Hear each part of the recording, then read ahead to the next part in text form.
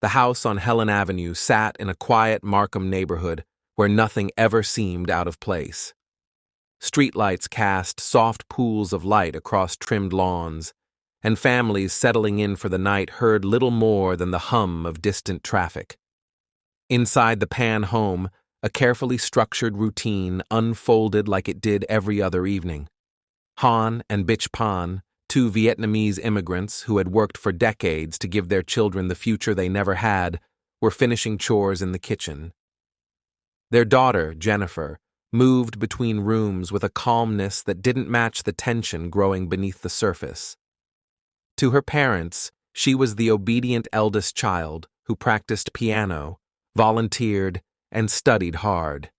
They didn't know that nearly everything she presented to them, her grades, her university acceptance, her job, was fabricated. At 10 o'clock, Jennifer moved upstairs while her father locked the doors. She had already sent the text her boyfriend had been waiting for, the one that signaled she was ready. By that time, Jennifer and Daniel Wong had been involved for years, a relationship she kept hidden from her parents. When they pressured her to end it, she told Daniel she'd rather die than be separated. Over the months that followed, the couple drifted into a fantasy where removing her parents felt like the only path to a life where she wouldn't be controlled. They discussed robbery, kidnapping, and eventually something darker.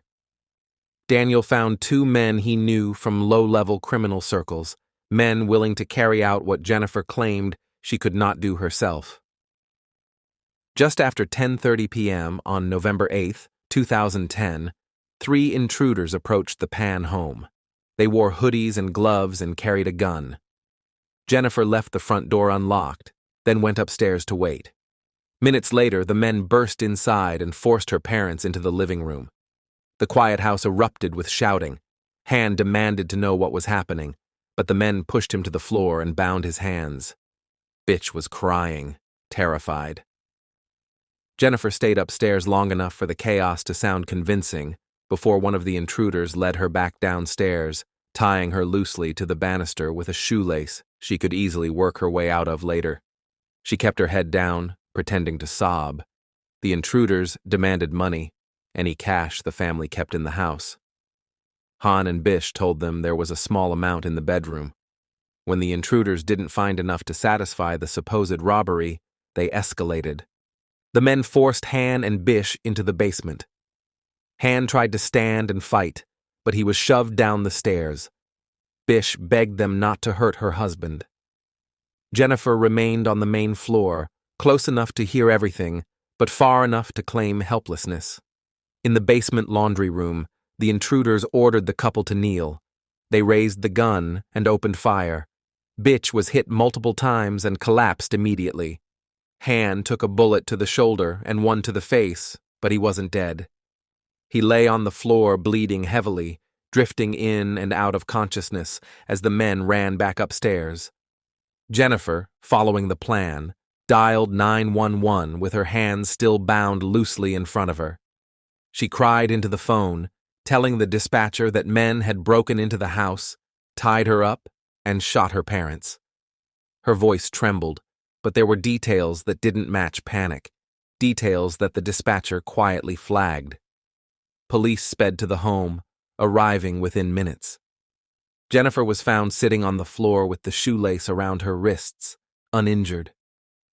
Officers moved past her and rushed into the basement where they found Han barely breathing.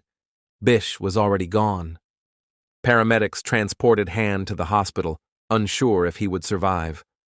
Meanwhile, Jennifer repeated her story to investigators, insisting she had no idea who the intruders were. She claimed she had been tied so tightly she couldn't move, even though officers noticed her wrists showed no signs of pressure or bruising. In the hours that followed, her story began to unravel. Detectives reviewed Jennifer's 911 call and saw that she shifted from crying to calm with unnatural speed. They noticed she mentioned a detail she shouldn't have known, the number of intruders, before police told her. They also found it strange how cooperative the intruders had been with her, leaving her unharmed while executing her parents point blank. 3 days later, Han woke up in the hospital. His face was swollen, his vision blurred, but he remembered enough to break the case open. He told detectives that during the attack, he saw his daughter walk around freely. She wasn't tied up. She wasn't being held at gunpoint. She spoke to the intruders as if she knew them. His testimony directly contradicted everything Jennifer had claimed. When detectives brought Jennifer back in for another interview, they used the Mr. Big style approach. They gently implied they knew she was involved, giving her space to explain herself. Jennifer shifted stories. First, she said the intruders came to kill her, not her parents. When detectives pushed further, she changed the story again, saying she hired them only to kill herself because she couldn't take the pressure from her parents. But phone records, text messages, and surveillance data showed days of planning, coordination, and payment. The truth was clear. Jennifer had orchestrated the entire attack, expecting to inherit the family assets and finally live openly with Daniel. In January 2014, Jennifer Pan, Daniel Wong, and 2 of the gunmen were found guilty of first-degree murder and attempted murder. A third accomplice was convicted of a lesser charge. During sentencing, the judge described the crime as a planned and deliberate murder of a mother and the attempted murder of a father, executed with chilling calculation. Jennifer received life in prison with no chance of parole for 25 years.